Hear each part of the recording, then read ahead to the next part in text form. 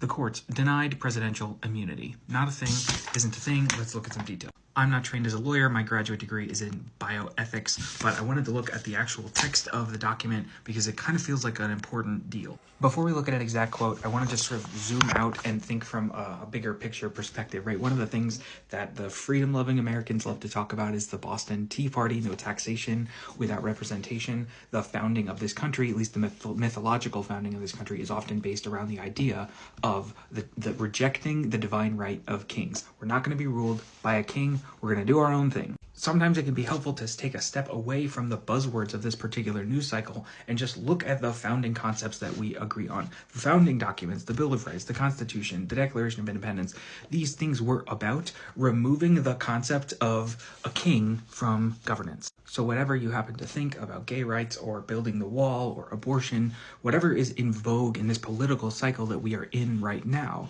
the core idea of rejecting monarchies is, I think, at least an American idea that we should be able to all agree on.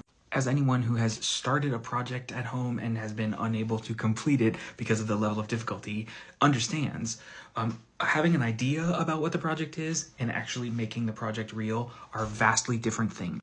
Many people will venerate the genius of the founding fathers, but what specific genius? The specific genius of designing a system that implements the ideals.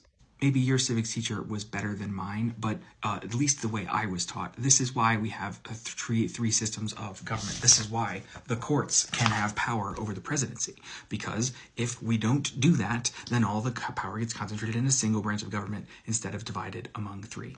So while there's a lot of legalese here, the very last paragraph and the very last page says, we conclude that concerns of public policy, especially as illuminated by our history and the structure of our government, compel the rejection of his claim of immunity in this case. A king is like Frodo at the end of The Lord of the Rings.